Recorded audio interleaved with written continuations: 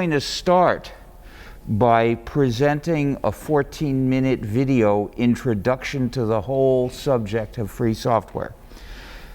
It's a TEDx talk that I gave, and I could say the same things, but I won't do it as well and as fast and as clearly as I did back then.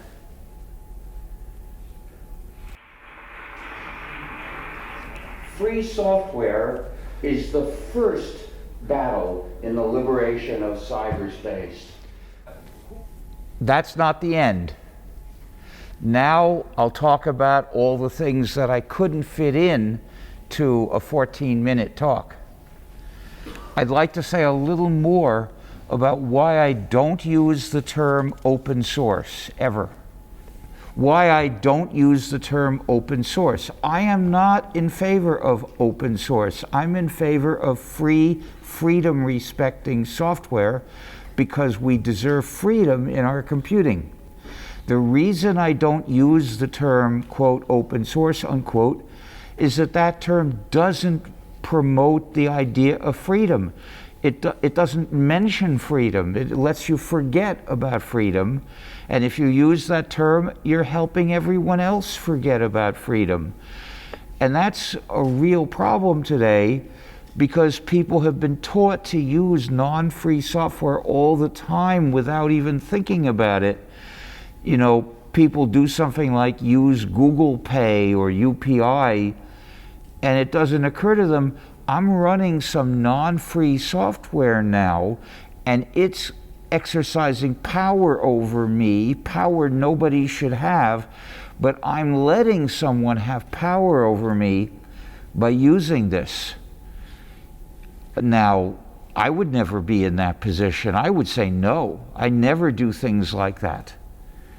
I mean, I don't have a portable phone anyway because portable phones track people and they can be modified to listen to the sound all the time and transmit it.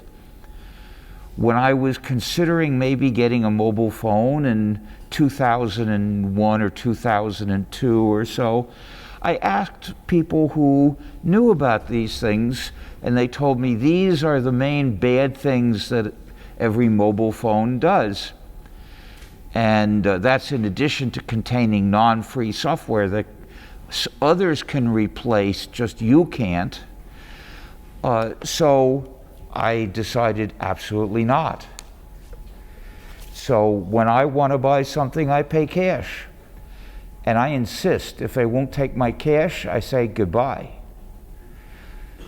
Why do I do this? Because I've dedicated myself to defending freedom in computing, and I'm not going to give up and surrender for convenience sake. I call this sometimes being a saint in a jocular way. It's not something religious, but it is standing firm against unjust computing practices. Basically, you got to have a gun to make me go along with those. And so far, I've never actually had to do so. I'm glad. So the point is that talking about open source doesn't even raise these issues. And these are the most important issues to raise. So I always talk about free Swatantra software. In English, I might say free/Libre software. I'm always looking for ways to lead people to the issue of freedom, because that's the issue that matters most. So, in that talk, I didn't mention the issue of the various free licenses and how they're different. Well, the way you make a program free once you've written it is you, in addition to your copyright notice, you put on a license notice, which says you can redistribute this program with or without modifications under the following terms. And if that license gives the 4 freedoms, then the program is free. In fact, the reason the program is free is the license. It's the license. The license is the tool that the authors use to give users the 4 freedoms. So the free software licenses are actually crucial. They're the reason that it is free software. At least under today's laws, we could imagine a country in which all software is automatically free software, but those countries don't exist. In today's world, if a program is free, it's because the copyright holders put on a free license and distributed the source code. But there are differences between these licenses. For instance, there are lots of lax permissive licenses. I also call them weak licenses or doormat licenses, which basically say, oh, do whatever you like with this code. You can even turn it into a non-free program if you like. And the problem is that some users do that. They take this free program, they make changes or additions, and they release that only as executables, no corresponding source code available, and now it's a temptation for people to abandon the free program and switch to a non-free, improved version of the same code. Well, it was clear to me that I did not want to have to compete against non-free software made using my own code, so I came up with a way to avoid that. It's called copyleft.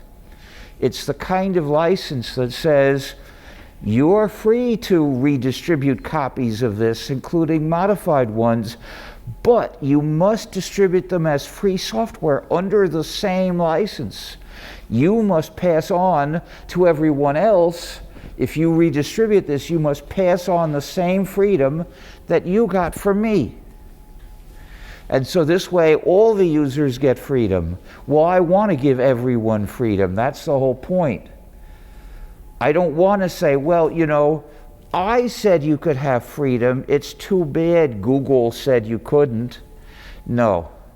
What I say is, if Google's going to redistribute this, it has to respect your freedom. That's a requirement I put on through the license. The copyleft license that I wrote first is called the GNU General Public License. And there are a couple of other variants. There's the GNU Affero General Public License and the GNU Lesser General Public License, but it's basically the same idea adapted to specific situations. So I urge you, when you release a program, to release it under copyleft so that freedom will be defended for all users.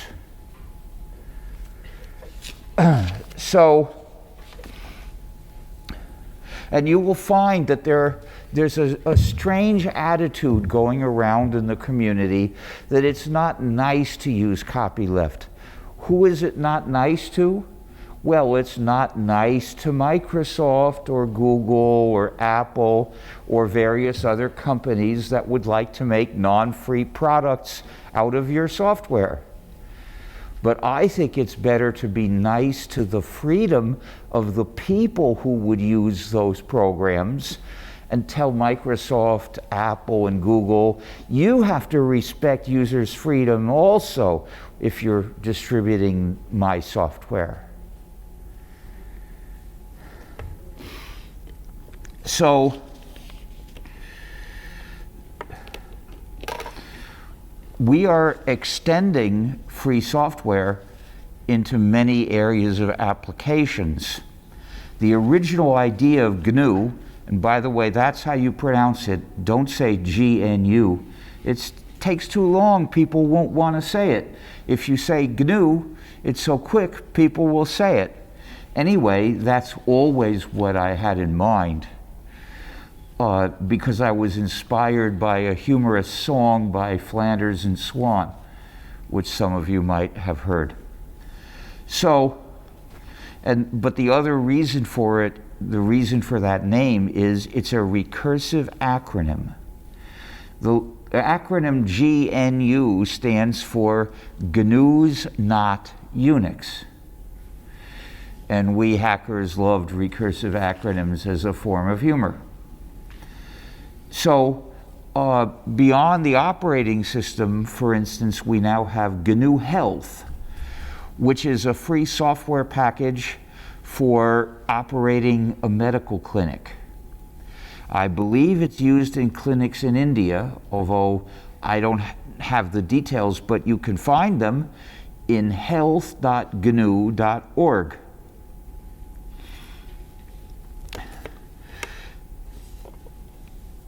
And it also deals with medical records in a way that can be made to interoperate with anything because it's free software. We are also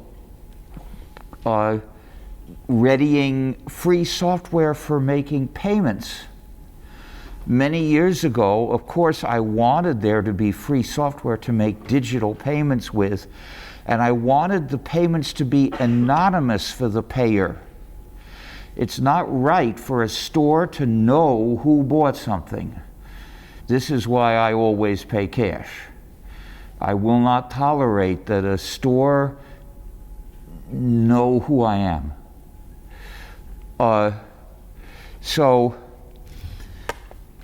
With GNU Taler, the payer is anonymous, but the payee is always identified. The store can't hide the fact that it received the money, but the store can't figure out who paid it, and neither can the Taler Mint figure out who paid that store. The way you get Taler tokens is you buy them from the Taler Mint. But there's a special kind of blind signature so that the Taler Mint is signing a number for you so that it becomes a valid token. But it doesn't know the value of the number that it's signing. So you end up with this signed Taler token that you can spend, and that the fact that it's signed by the Mint proves it's a valid payment. But that number can't be associated with you, not even by the Mint. It's clever. And the software is working, and it looks like Switzerland will adopt it as a payment system nationally. It's not a done deal yet, but that would be really exciting. Maybe someday India will adopt it.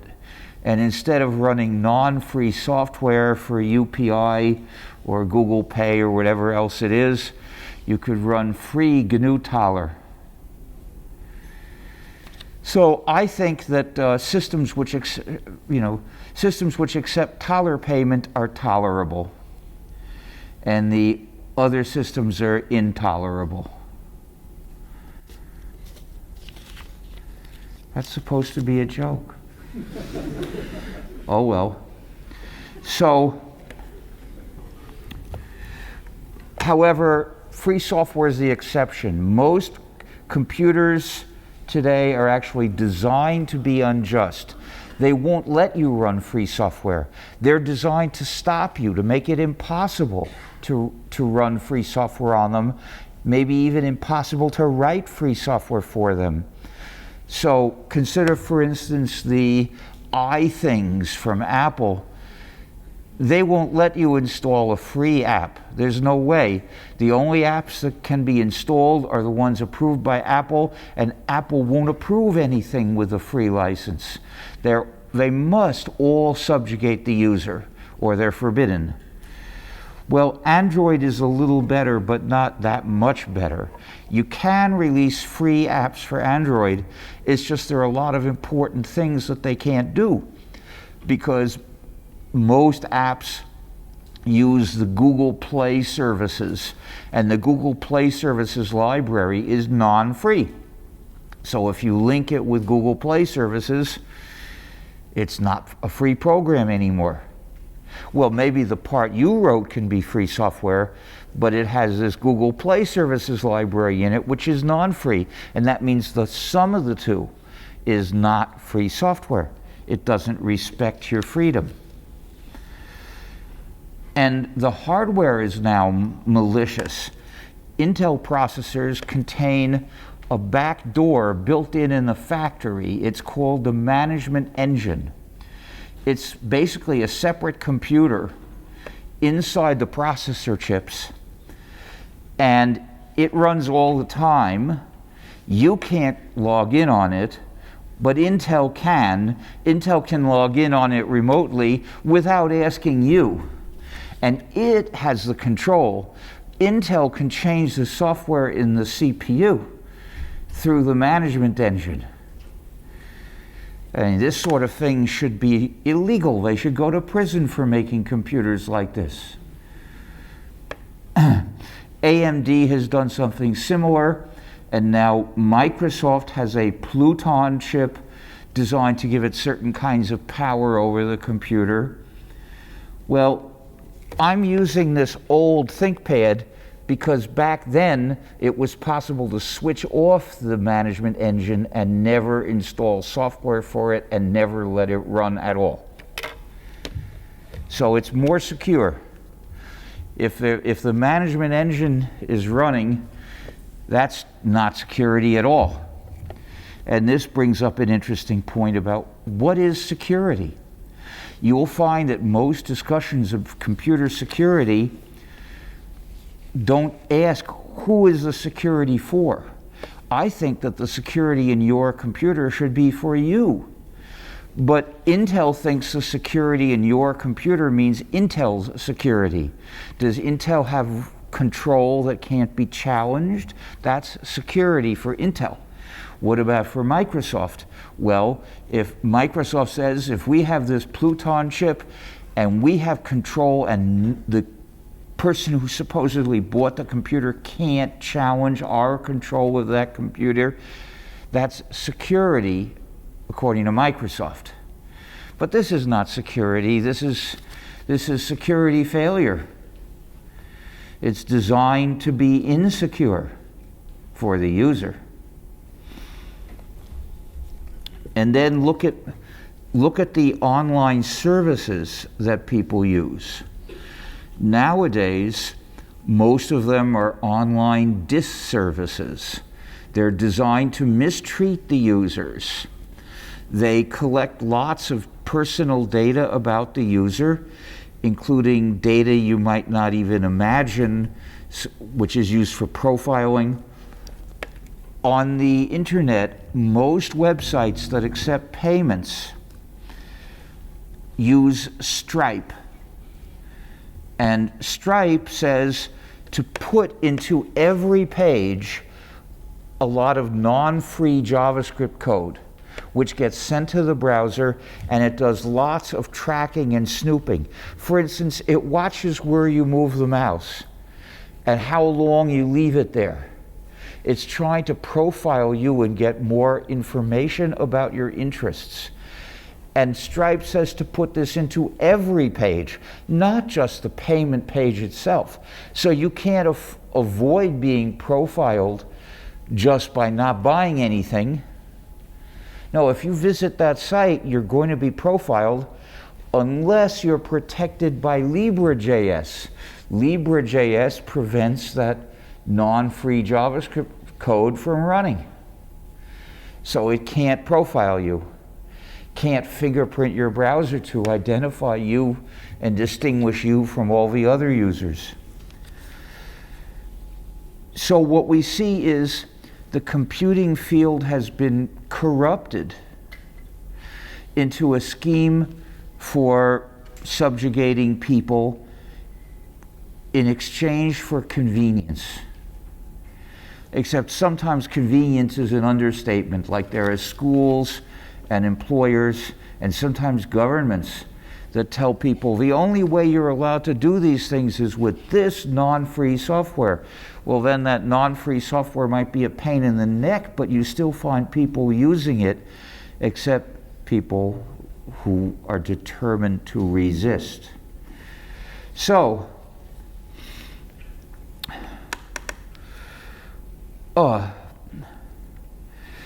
I can't talk to my clinic's website. I have medical insurance and there's a clinic I use, but it's very limited how I can communicate with them.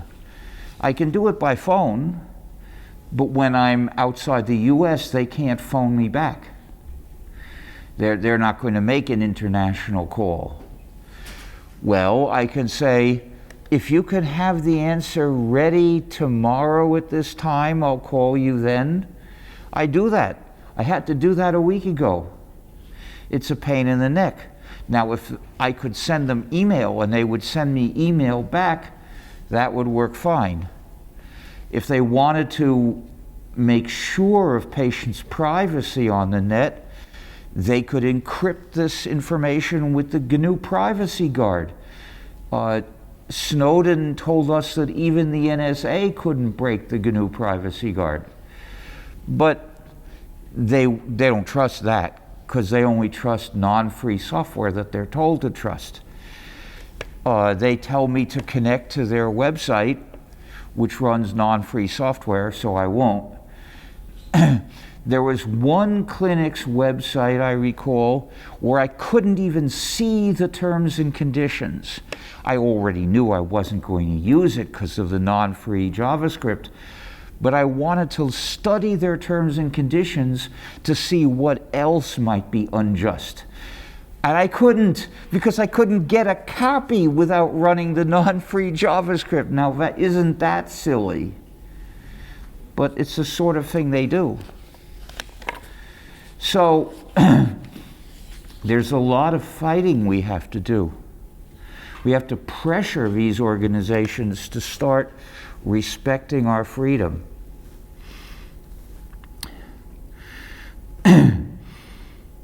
Now, some companies make connected products that talk over the internet, and some of them are always connected, or whenever they're turned on, they're connected, or it varies. For instance, there are appliances that they like to call this the Internet of Things. I call it the Internet of Mal-Things, or the Internet of Stings. And the idea is that the product can receive commands somehow from the owner, but it usually goes through an internet server. The product has to talk over the internet to some server, usually operated by the manufacturer, and the so-called owner has to have an account on that server and identify herself, and then so the owner gives commands to the server, and the server sends them to the product.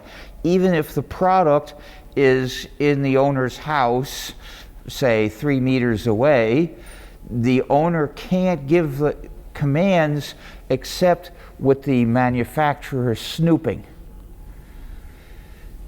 There's even a sex toy which is designed to connect to the internet in this way and receive commands from somebody else. And I could imagine that feature might be enjoyable in some ways. But it's totally immoral because of how it's implemented. The other person has to make an account on that server and connect to it, and then all the commands that go to the sex toy are recorded in that server. And any results or information from the product that's sent to the person giving commands to it is also recorded. For instance, the temperature. The product has a thermometer in it. Why put a thermometer in a sex toy? It's in order to determine whether the product is in contact with a human body. And I think it can also determine how it is in contact with a human body. So that thermometer is a sensor for snooping on people. Well, when I heard about this, all I could do was laugh. No way I would want to use that. I don't want companies snooping on that aspect of my life or any other aspect of my life, because you can't be free in a society with lots of surveillance. So then nowadays cars are designed to snoop on their owners or drivers. A car will typically have a cellular data connection, and whenever the car is on, the cellular network locates that and stores it, which means basically everywhere the car goes is being recorded.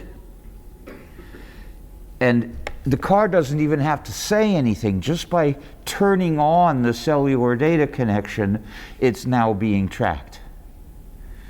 But it's probably also saying from time to time where it is, because it has GPS, and it probably, it computes the location from GPS, and it probably sends that also. Who knows? We can't tell. With non-free software, we can't tell what it's actually doing.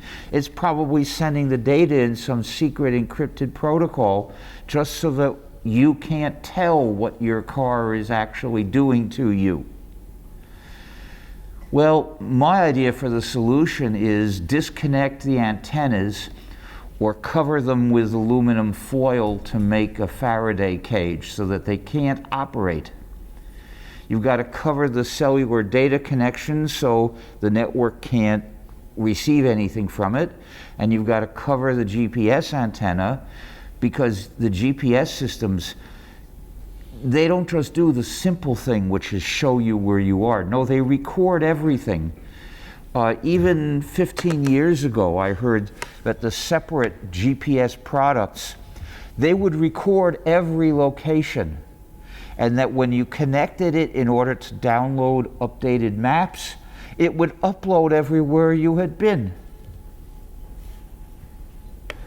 And these sort of things should put you in prison, designing products to do these things to people. So another thing that these connected cars do is they stop the owners from repairing them, and that's really nasty. But I think that the right to repair movement, which has substantial support in the US, is just a first step towards demanding free software. Free software is what the car owner really deserves. But the right to repair is a partial step on the way there. It's less of a change, and so it's easier for people to envision and adopt the idea, but really it doesn't go far enough. What we really need is to demand cars have free software in them. And so why be a saint? Why stubbornly reject the non-free systems that are designed to subjugate people and take away their freedom? It's because that's the only way to get people to think about these issues. That's one thing. And the other thing is, if for the past 10 years I have refused to do something because I feel it's unjust, do I want to change that today? If I'm pressured to use some non-free software today, do I want today to be the first day that I surrender and give in and use the non-free software? Hell no. I'm not licked yet. I'm going to keep on saying no. But this is because I've made rules for myself. It turns out that when you want to fight against unjust treatment, it's very helpful to make rules for yourself, to draw a line and say, I won't cross that line.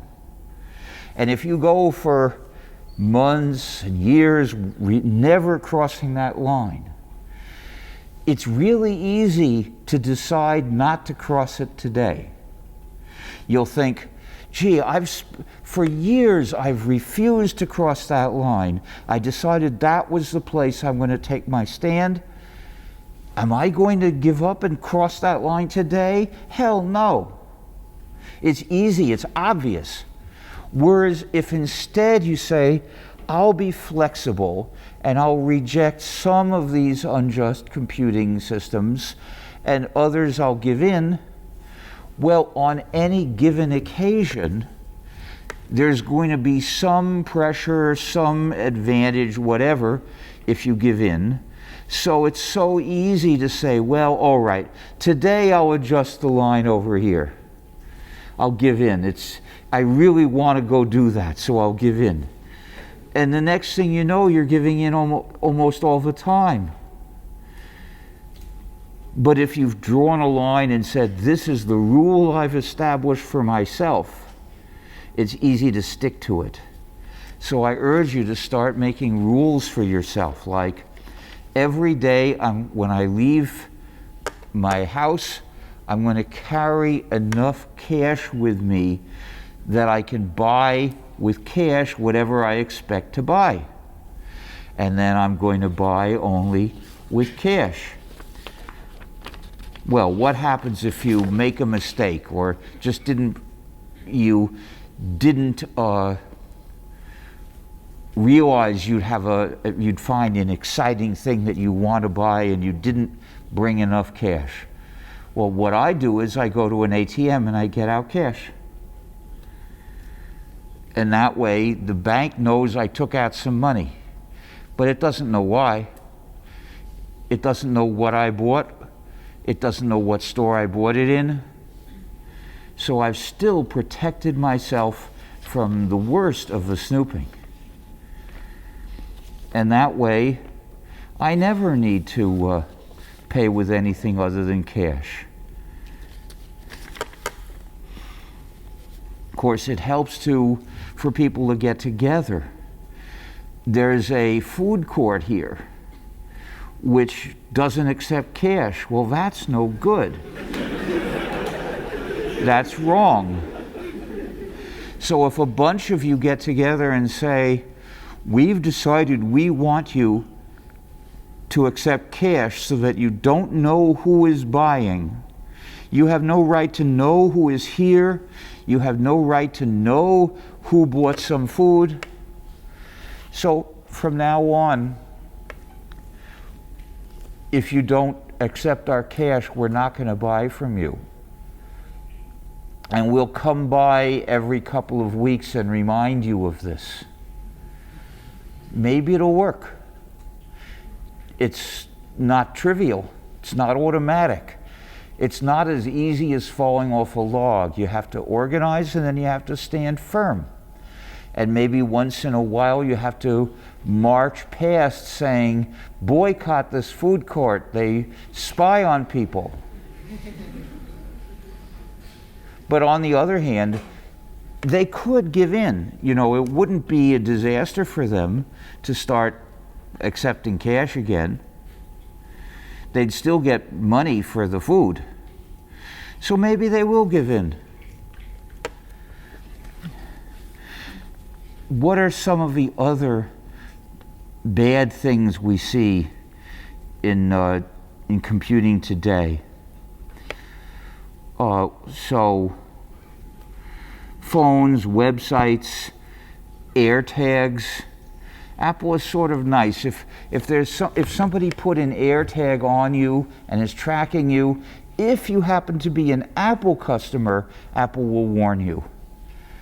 But otherwise, how would you find out? Well, there is a non-free program you could use on Android to find out. But if you won't use the non-free software, basically there's no way to know.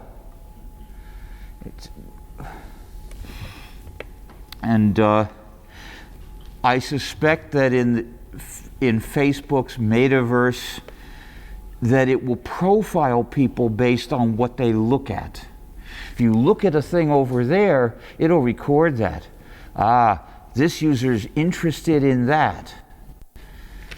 And it will use that to build up its psychological profiles. Now, often these disservices impose unjust or antisocial conditions. For instance, they often say, you have to promise you will not share a copy with anyone else, which is basically saying you have to promise you will betray the rest of your society. Society is based on sharing with each other. The natural thing to do once you've got computers is to share copies. And I believe that it should be lawful to non-commercially share copies of any published work.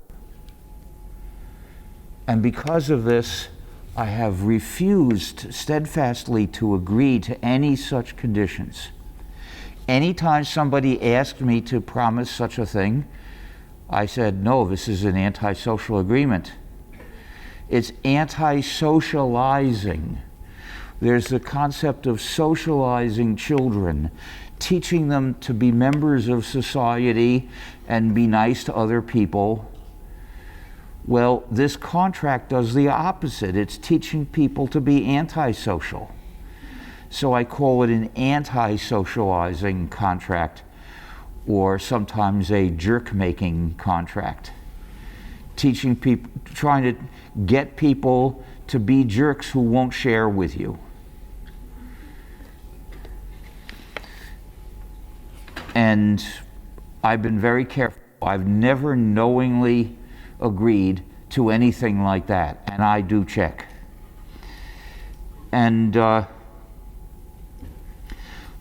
these disservices don't really respect privacy, but they try to give a false impression of respecting privacy.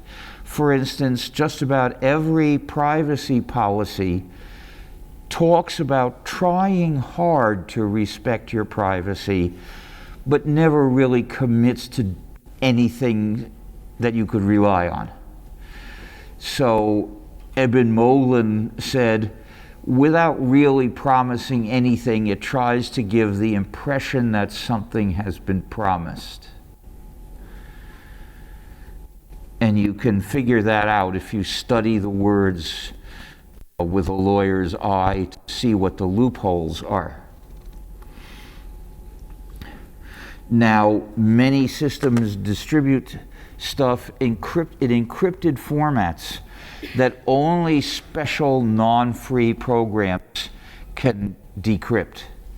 This is known as Digital Restrictions Management, or DRM.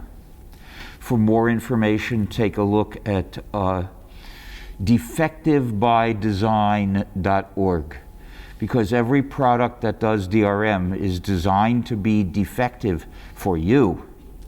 It's designed to do what some big companies want. It works fine for them, but it's supposed to be yours. It should be serving you. Sometimes the systems are biased for or against some users. Sometimes they give biased answers to questions. And that's because the company that set them up wants to. It's getting paid by certain other companies to bias the suggestions it makes. So it's corrupt. You can't trust it. There are also dark patterns. A dark pattern means that there's an interface which is designed to make it difficult to do some operation or make you forget about even trying. It's well known, one well-known case is when a website charges you by the month, it can be designed so that it's hard to unsubscribe. If you can't manage to unsubscribe, if it's such a pain in the neck that you give up, then it can go on charging you every month. And some of them are so unscrupulous that they look for an opportunity to do that. And some systems are designed to be addictive.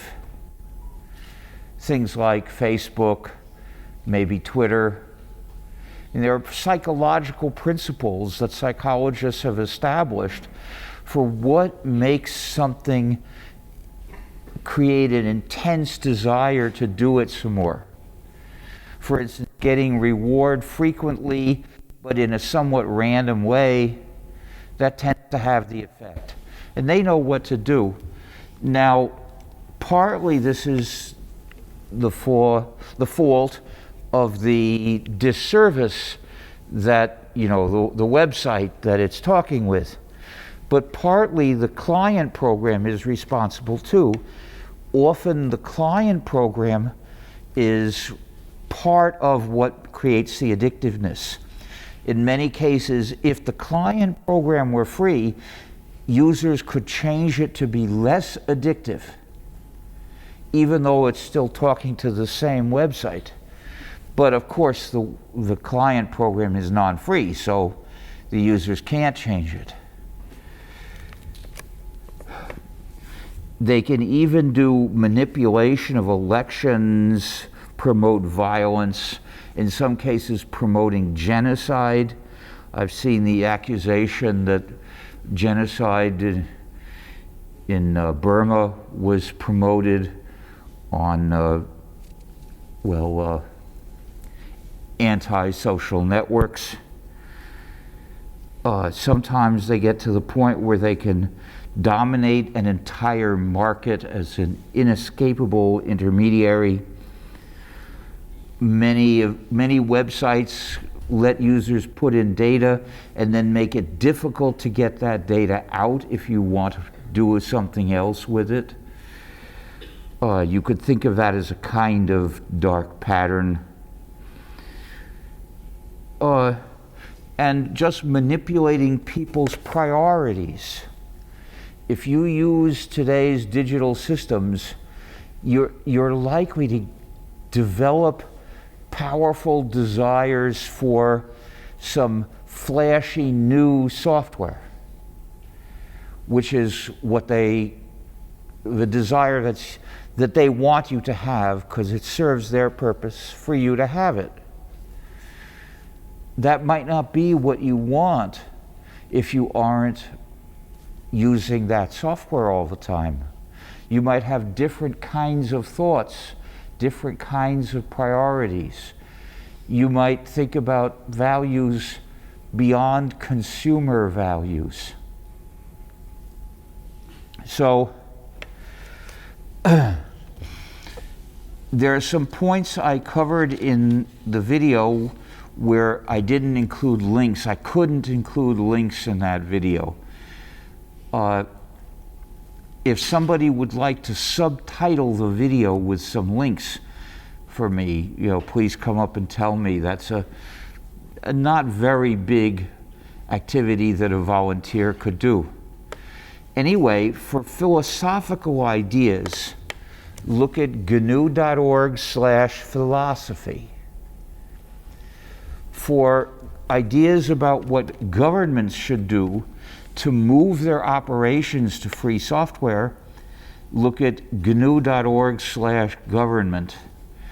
Now, the same issues that affect you as a user of software affect governments as users of software. They can be subjugated by businesses also. And any country that depends on non-free software, well, it could be vulnerable to an attack by another country which has control over that program. Now, non-free software is not more secure in the sense of secure for the user.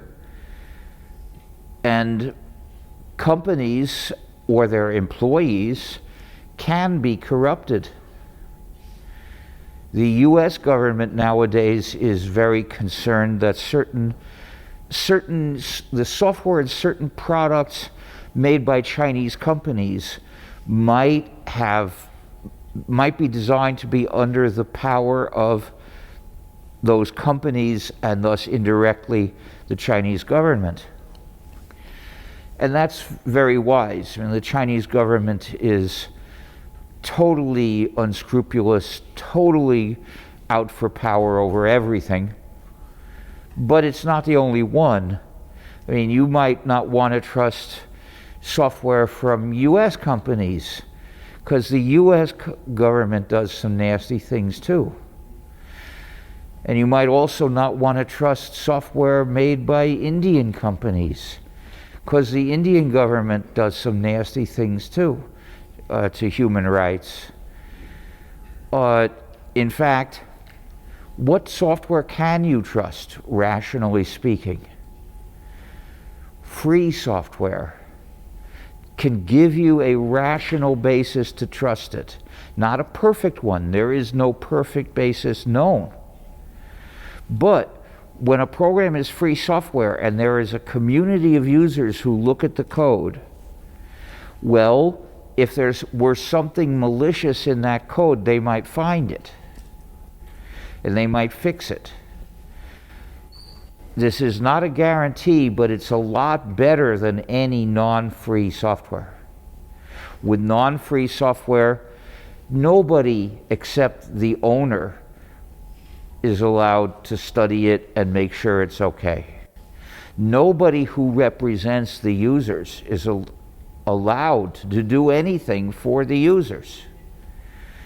So it's software not to be trusted.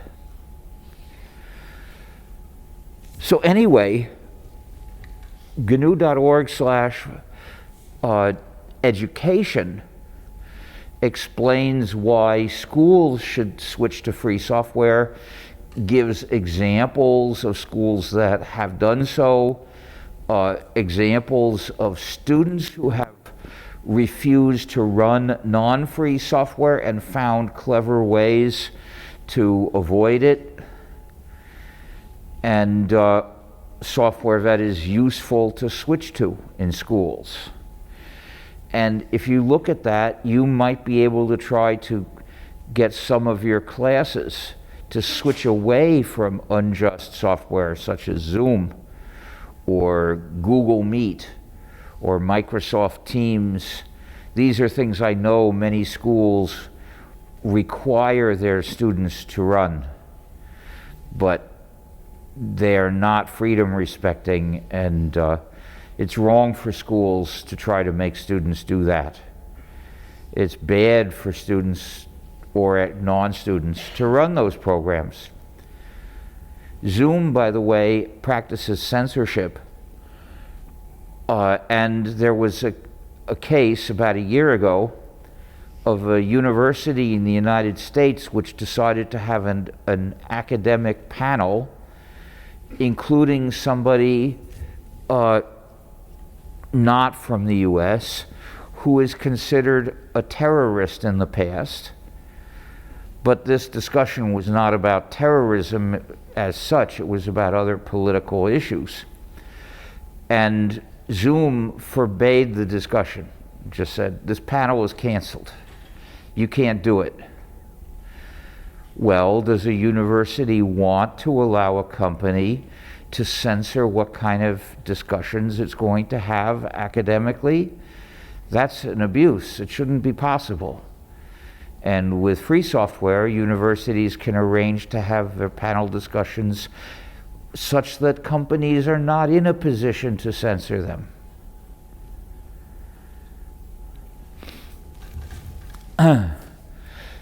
So GNU.org/education deals with this.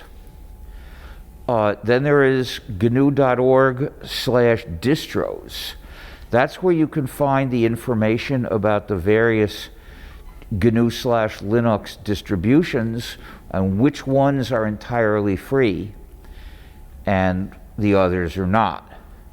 Now, in order for us to consider a distribution free, the developers have to state a commitment to remove any non-free material that they might find in the distribution. Today, a GNU/Linux distribution is likely to have thousands of programs in it. It would not be reasonable, it would not be feasible to ask the developers of the distro to check every package. So instead, we ask them to commit to removing whatever is non-free, either just deleting that thing or replacing the non-free part with free software, one way or another, to make the distro satisfy the condition. Anyway, there is also GNU.org/GNU, which deals with the history of GNU. And now we have in there a recording of something I said in 1984 in the first Hackers Conference, where I expressed the philosophy of the free software movement.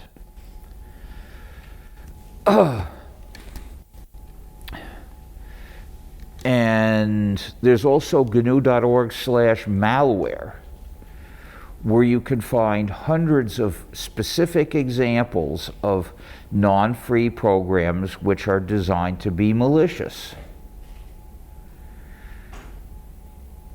And each one is documented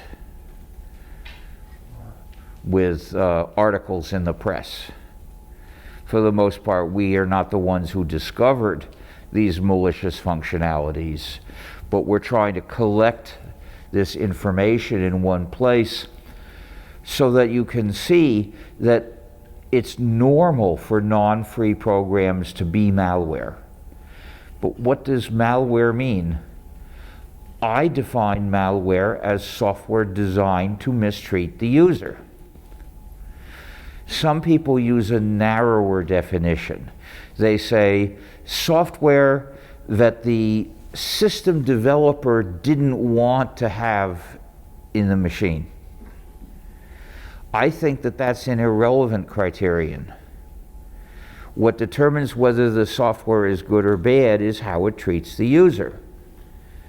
And the user is the one who ought to have control. Never mind what the manufacturer wanted. The manufacturer is not a standard of good and evil. A program is malware if it mistreats the user.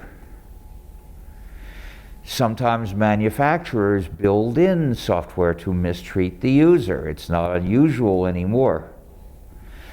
Or like Intel and AMD and Apple, they build in, well, even hardware to mistreat the user.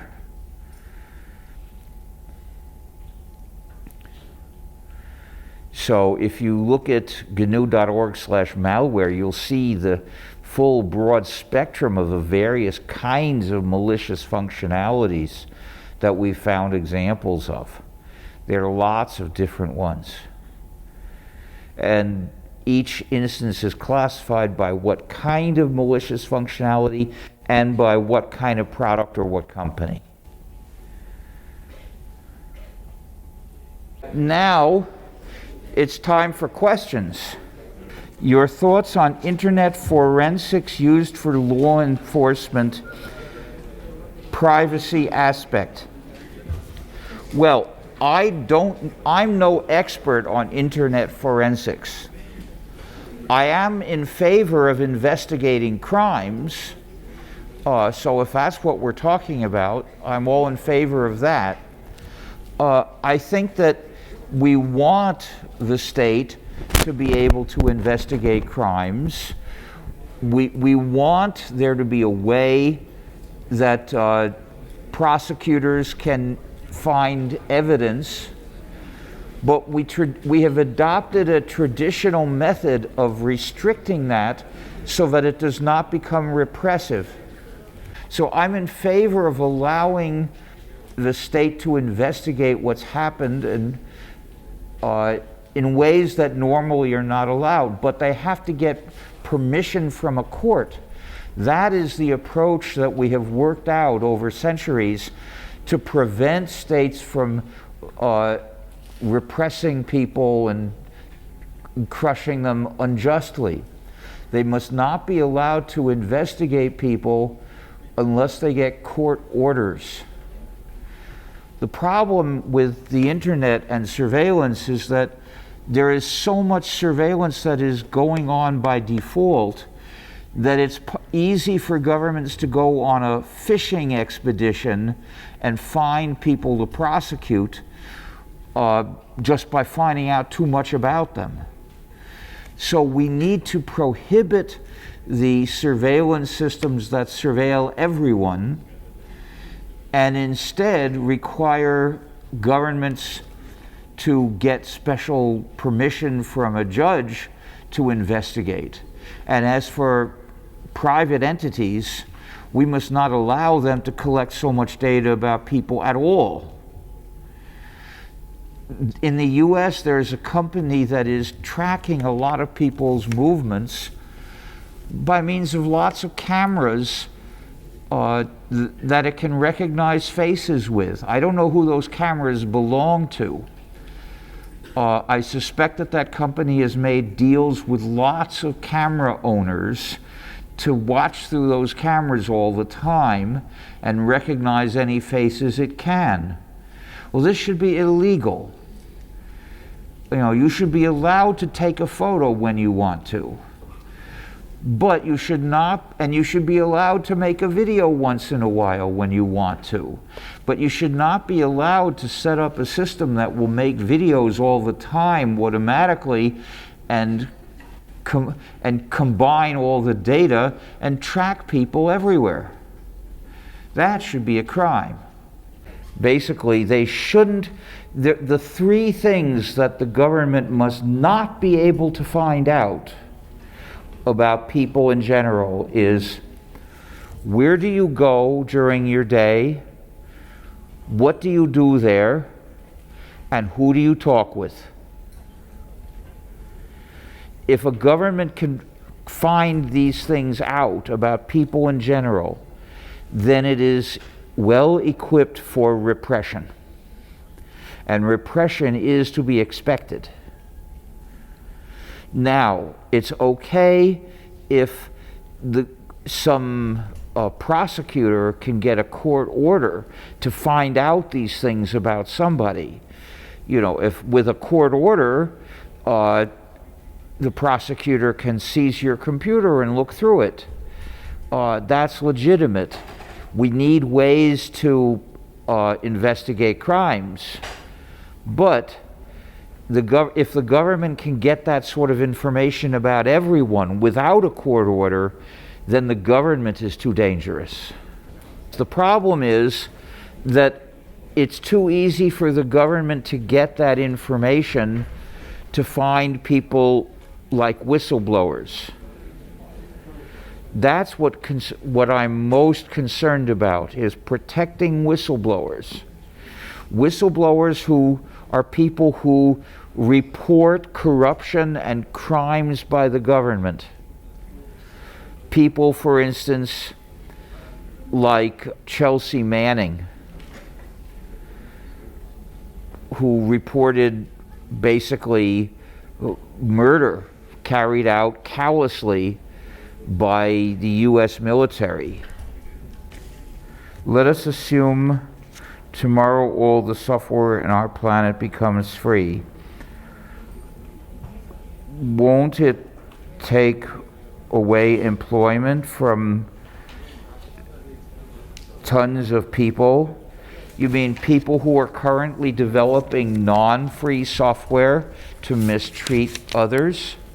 Well, I hope that their employment ends, because they shouldn't have developed such unjust programs in the first place. It's a strange perversion to think that having lots of people work on software to mistreat people is a good thing because it's employment.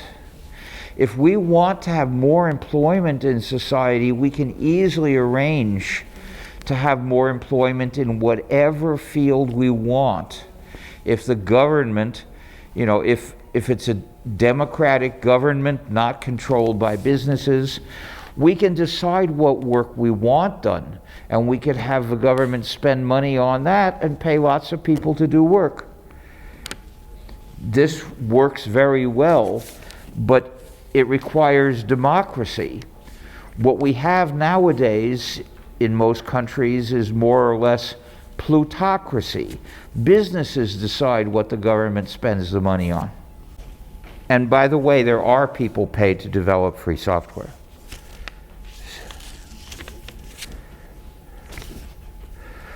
When capitalism is blooming everywhere and profit plays the major role in all aspects, how come free software can be implemented in governments, and how can free software, how come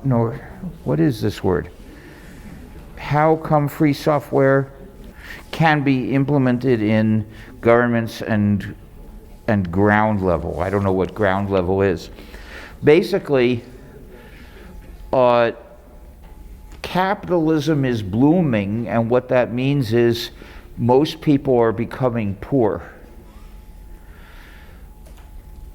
The free software philosophy is a mixture of some capitalist ideas, some socialist ideas, and some anarchist ideas. There is private business with free software, and lots of private businesses use free software. Lots of businesses, for instance, use GNU/Linux, especially in their websites. Big companies use free software, and big companies sometimes develop and release free software. There are also small companies that develop free software for clients and hand it to the clients as free software.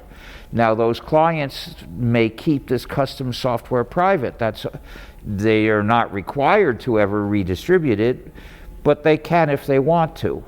They could show it to another company to do further development on it. They're not trapped by the original developer.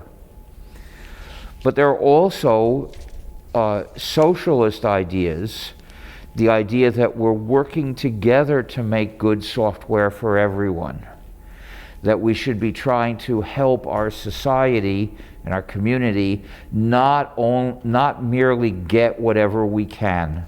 The people whose values are get what they can, they're basically pests for the world.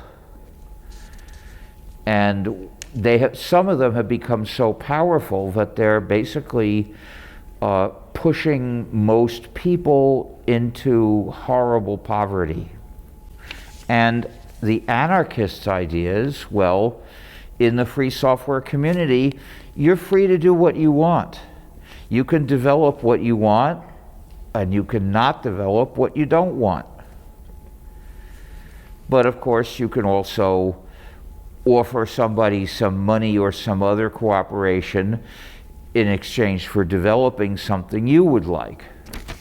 Do you really believe that the free software movement would see the light of day in a world where people will choose convenience over freedom? Well, I don't know. The free software movement did see the light of day, and back then most people using computers were interested in convenience, not freedom. But what people think about is partly influenced by what other people talk with them about. And it's not a fact of nature that people tend to be motivated by convenience. That's partly because the media talk about convenience. They encourage those values. The mass media do a lot to shape the values people adopt. And of course, they're strongly influenced by advertisers, and what are these advertisers? They have non-free software they want you to use. Well, I agree, it's an uphill battle, but what other choice is there? Well, here's a crucial point. If you want to have control over your computing, that means you don't want it to be done for you in someone else's server by someone else's choice of software, because that means you don't control what it's going to do. Someone else is going to control what it's going to do, and that means what it does will be bad for you. The company that controls what those servers do, whatever they're called, you know, if you call them Edge or whatever, it's still, we're talking about software that you won't control. No matter how fast and smoothly it works, it won't be working for you. It'll be working to get you to give in and do what others want. So the amount of harm that can do to you is enormous. Sorry, I didn't hear all of it. What do I think about open source projects moderated by what code? Shady corps. Sherry, what? Shady corps. Shady corporations. Shady corporations. Oh, shady corporations. Well, first of all, I don't use the term open source. That's not how I think about computing. What I ask is, are they free software? Well, if they are free software, then others can study what the code does and work on modified versions. So at least we have a chance to see if they're mistreating us. And if they are, then we have a chance to make a modified version which doesn't do that. So this is already a lot better than non-free software released by shady corporations. Now, that doesn't necessarily mean it's good. I think we'd be better off if we didn't have those companies that are so powerful that they dominate the world. This is extremely dangerous in any area of life, and it also tends to shift enormous amounts of wealth from most people to the rich. And that's what we see happening around the world. The non-rich get smaller and smaller shares. The rich act like emperors. And we've got to get rid of that. So I'm afraid what does help mean? I never give my location to anyone in computing.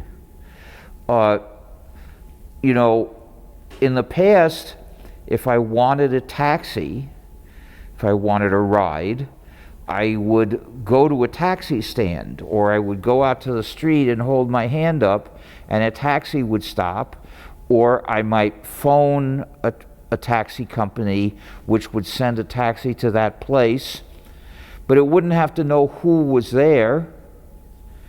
All I would need is to have cash to pay at the end. So did I give my location? I don't use the word sharing for snooping, by the way. That's a bizarre, twisted distortion, but no. I didn't give my location to anyone. But nowadays, taxis have been, to a large extent, driven out by a predatory company called Uber, which requires people to run non-free software, one strike, to identify themselves to pay, second strike, and to be tracked. Well, I have never been a customer of Uber. In fact, I won't even get into an Uber car if someone else has called it, because there's no place that a world in which which has Uber and not taxis, is a world of surveillance and injustice. So I'm not mincing words. I want to destroy Uber.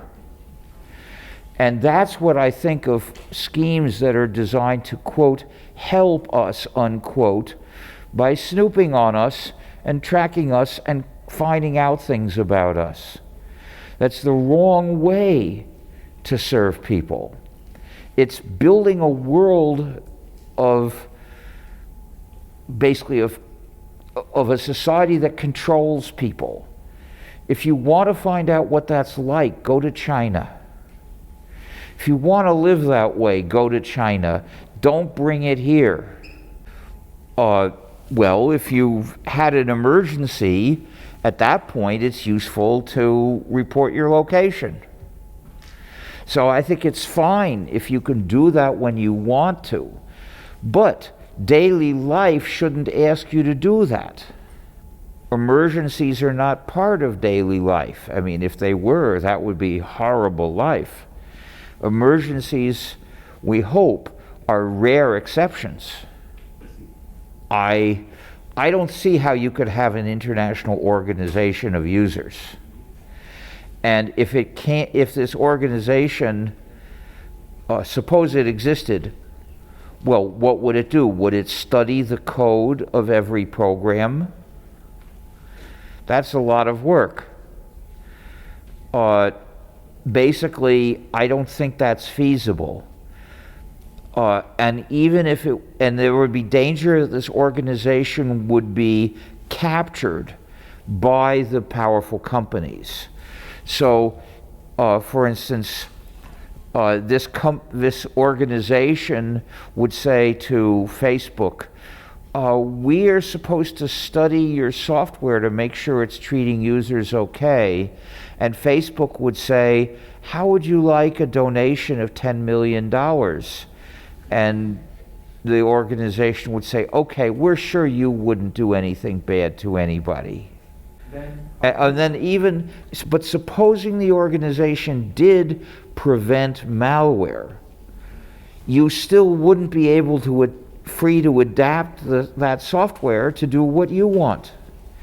It would be released, it would be there, it would do what the developer wanted, and the organization would certify it's not malicious.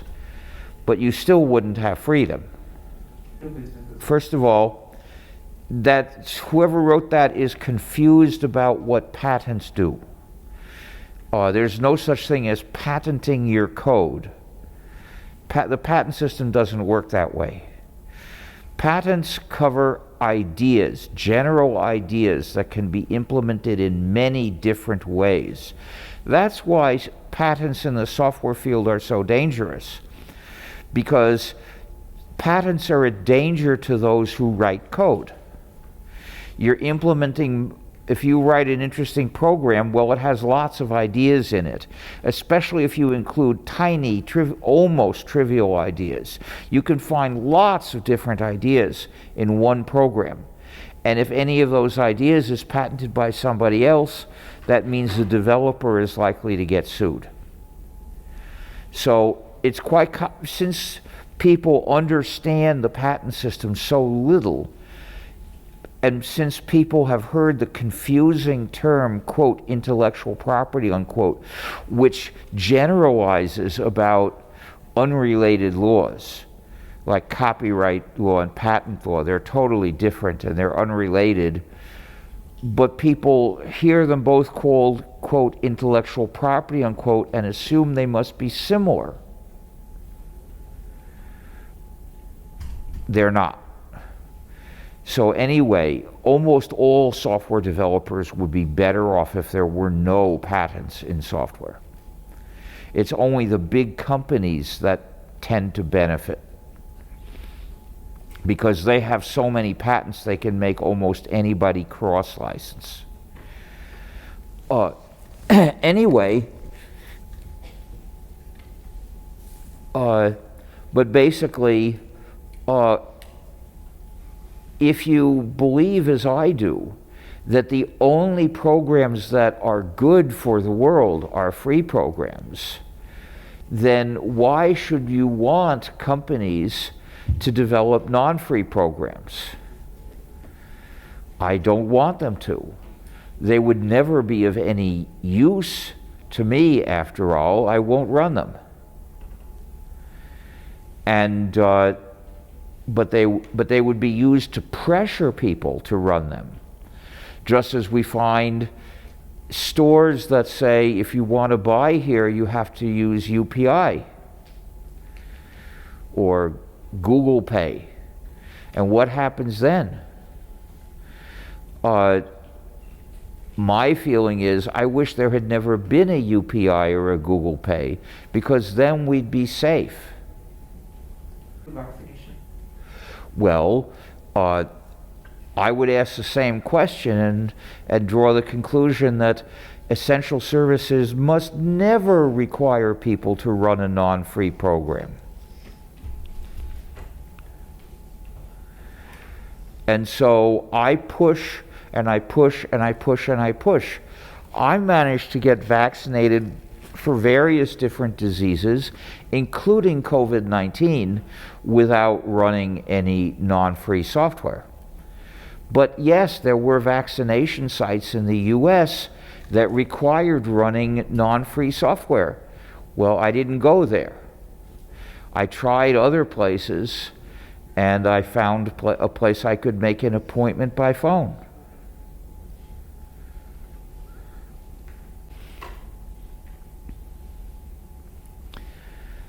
And I invite you to join the Free Software Foundation. You can do that at fsf.org, or if you want, you can do it here paying cash. But either way, if you join the Free Software Foundation, you will support our efforts for freedom in cyberspace. Now, and I should mention that there is a table up there where we are selling various things. We're selling some stickers for 30 rupees. Normally we would give them away, but it was impossible to bring enough on this trip in my suitcase. So we have an insufficient quantity. I figured the people who really want it will pay 30 rupees. And I also have this copy of my book of essays. This is Free Software, Free Society, 3rd edition. And I'm going to auction this with a minimum price of 3,000 rupees, which is a little more than its normal price, but I only have one. So how much are you bidding? 35. 35. I've got 3,500. Do I get what? Who said what? 5,000. I've got 5,000. Do I get 5,500? I've got 5,000. Do I get 5,500 for this? Who? What? 60. I've got 6,000. I've got 6,000. Do I get 6,500? 6,900. I've got 6,900.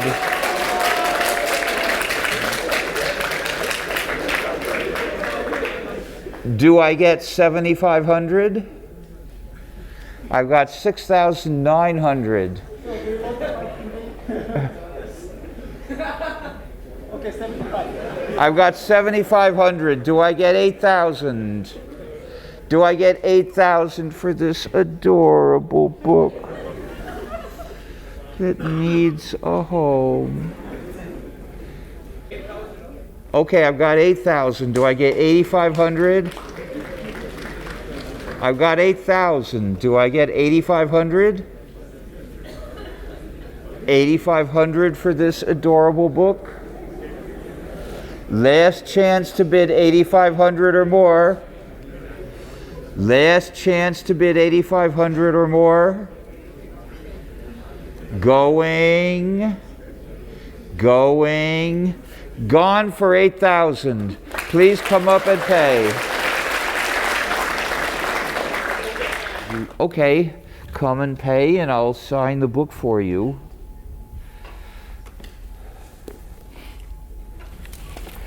Thank you. So, would you like me to sign it to any particular name? Shashank. How do you spell that? S-H-A-N-K. Okay. Just a second. So,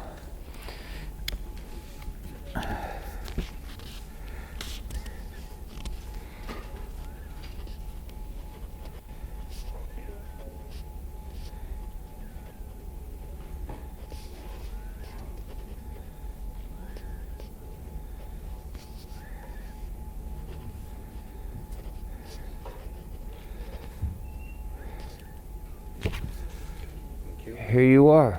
Thank you. Thank you for supporting the Free Software Foundation.